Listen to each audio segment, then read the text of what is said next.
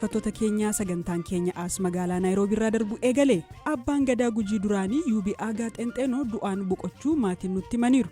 Dhiigi isaanii dhibbeeraa, onnee isaanii illee hojii ala ta'aa jira. Manatti galadhaa jedhee warri hakimii torbaan lama dura mana isaaniitti galanii kun har'a addunyaa kanarra taasii godhanii walakkaatti boqotanii. Rakkoon nageenya hamaa Oromiyaa keessa jiru maaliif gurra addunyaa dhabe? Inni guddaan rakkoon Oromoo kan international community paralyzed kan jedhee ilaalu qoodamiinsa Oromoo keessa jiru. Mootummaa warra deeggaru qabatu hin ta'in dhiibee mootummaa ala warra jiruu fi odeessaalee gaggabaaboo dabaaluun Firaa'ol Balaayii saganticha dhiyeessa.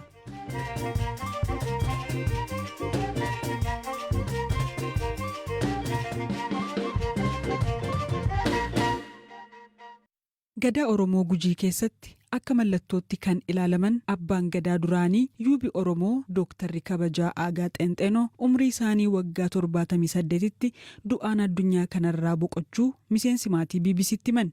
Yuubii Aagaa Xeenxeenoo kamisa har'aa waaree booda akka biyyaatti naannoo sa'aatii 10 walakkaatti qe'ee isaanii magaalaa Shaakkisootti argamutti boqotanii jedhu miseensi maatii kun.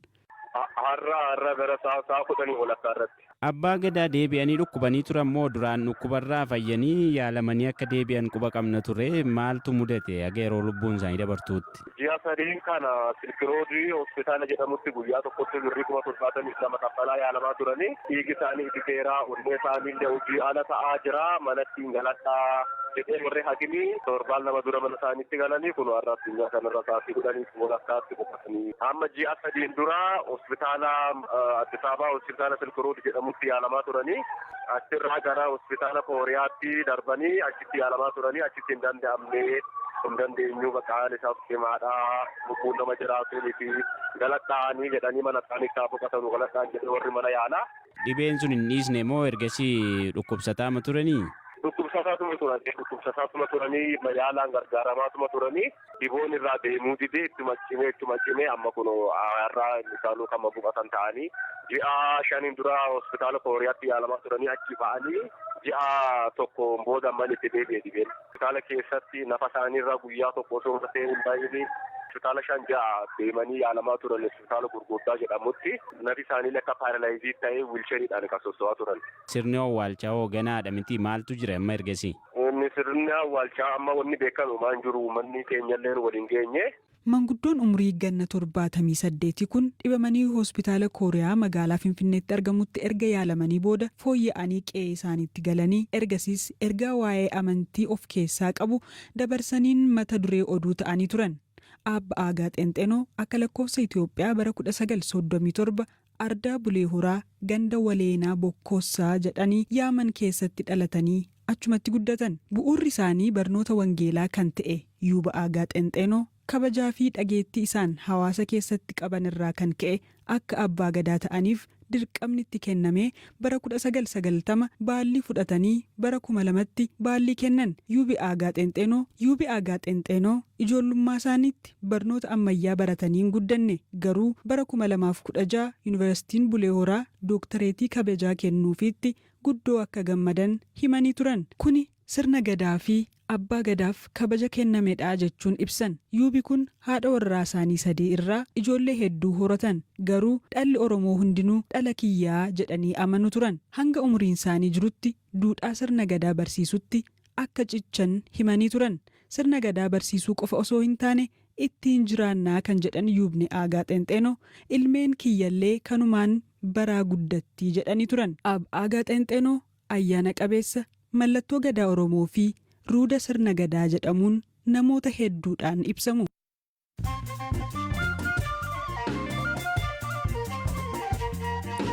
Dhaggeeffattoota keenyaa gidduutti immoo odeessaalee gaggabaaboon isinitti hima. Mootummaa Itoophiyaa fi bakka buutonni olaanoo Tigraay maree magaalaa guddoo Keeniyaa Naayiroobiitti kaleessaa qabee taasisaniin raawwii waliigaltee qaamota lamaanii taajjabuuf jilli gamtaa Afrikaa gara Maqalee akka deemu gamticha ibsa baaseen himeera.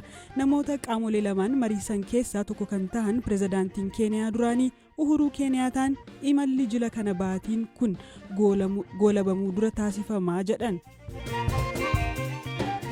loltoota Soomaaliyaa Eertiraatti leenjii fudhataa turan keessaa tutni jalqabaa gara biyya isaaniitti deebi'uu ministeerri ittisaa Soomaaliyaa Abubakar Mohammad Moqaadishootti ibsa kennaniin himan. Waggoota muraasaan dura haala icciitii ta'een loltoonni filamanii leenjiif gara Eertiraa deemuun waggaa darbee biyyattii keessatti falmii kaasee ture. Odeessaaleen gaggabaaboo kanuma.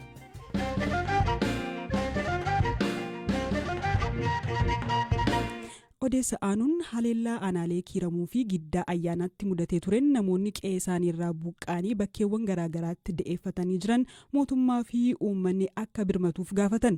Lammiileen kumaan lakkaa'aman kanneen magaalaa ayyaanaa keessa qubatan bakka amma baqatanii jiranittillee sodaa keessa jiraachuu himatu. Namoonni gargaarsa namoomaa buqqaatota kunneeniif qindeessanis ammallee hanqinni jiraachuu himu.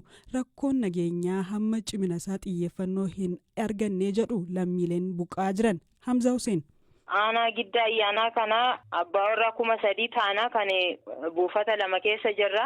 Kolleejjii Baalataa giddaa ayyaanaa fi mana barumsaa sadarkaa 2ffaa giddaa ayyaanaarra jirra. Baay'inni keenya immoo maatii maanguddoota dubartoota walumaa gala 15,000 kan taanuun uummanni aanaa san keessa jiru hojjettoonni mootummaa daldaltoonni waldaaleen amantaa walitti funaanuun biddeena funaananii waan garaagaraa nu nyaachisaa turani. Amma immoo sadarkaa humnaa oliirra isaanitti ta'aa jira. Nus baay'ee rakkataa jira. Isaanittis cimaa jira. Deeggarsi karaa mootummaa wanti nu ta'e tokkoyyuu hin jiru ammatti.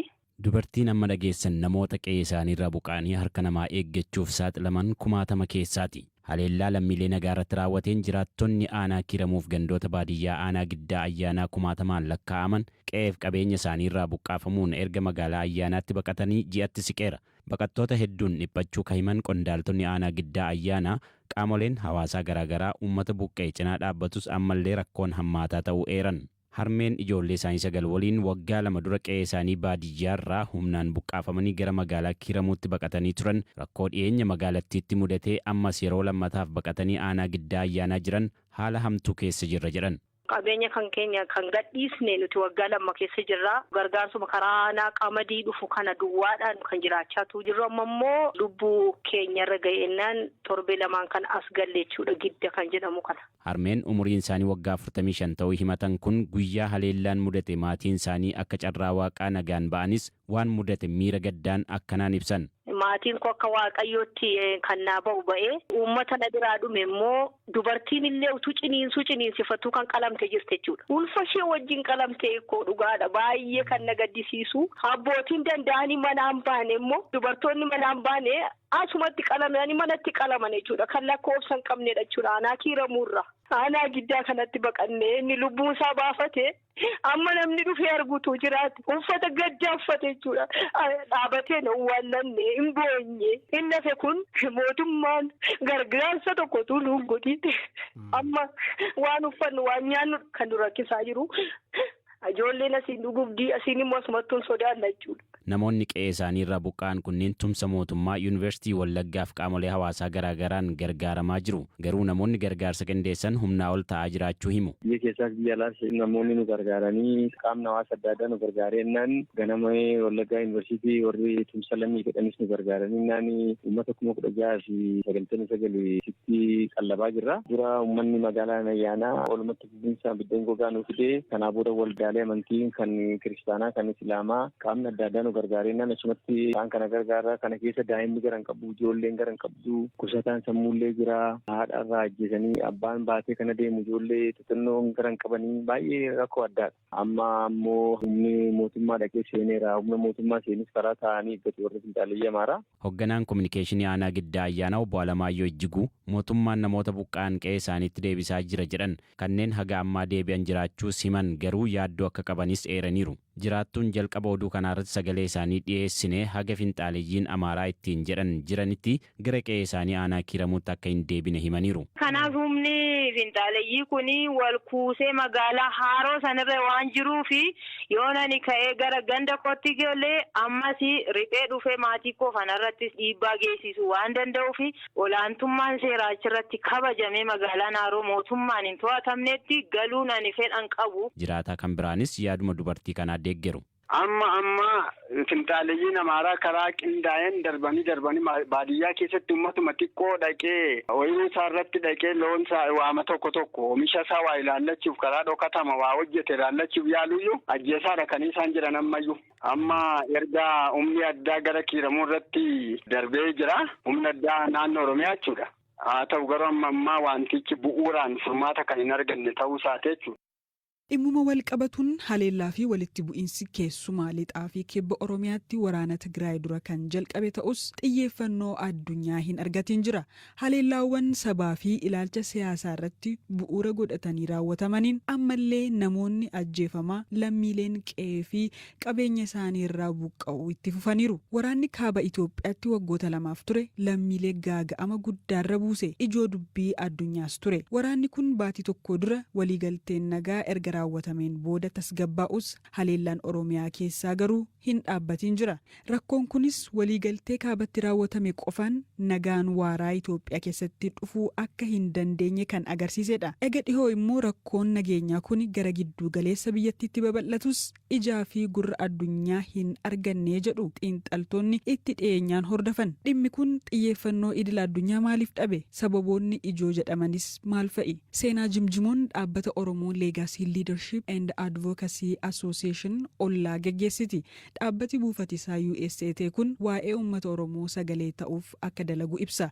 Seenaan Oromoon ofii wal qooduun hawaasa addunyaarraa gurra akka hin arganne dhimmoota godhan keessaa tokko akka ta'etti kaasti. Inni guddaan rakkoon Oromoo kan international community paralyze kan jedhee ilaalu qoodamiinsa Oromoo keessa jiru. Mootummaa warra deeggaru qabatu hin ta'in dhibe mootummaa ala warra jiruu fi qoodamiinsa guddaa Oromootu jira. Bakka hedduu jira Oromoon kun ammoo meelaali ati mana kan kee keessatti yennaa ati qoodamtee jettu ollaan maal gochuu danda'a? Kun kana himata kun kana himatee jedha. So there is internal division Oromoo keessa jiru.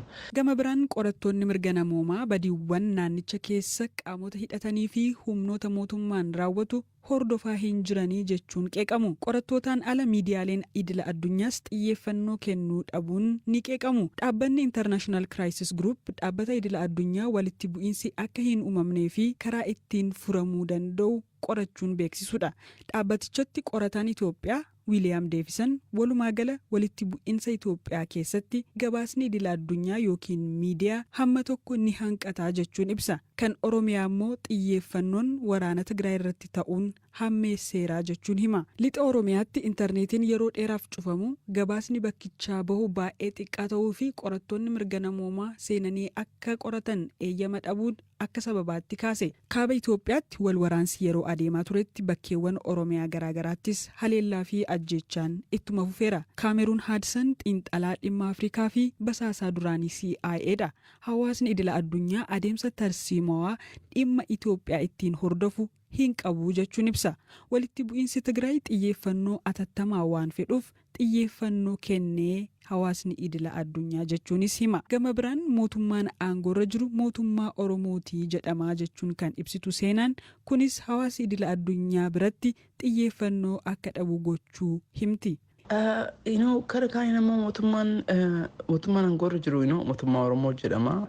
Gara jabeenyi mootummaan naannoo Oromiyaas ta'ee mootummaan federaalaa Oromoo irratti godhaa jiru information akka achi keessa hin baane inni qabee jedhe suni it is really mootummaa addunyaatiif very difficult ta'eetiin ilaalchi mootummaan addunyaa rakkoo conflict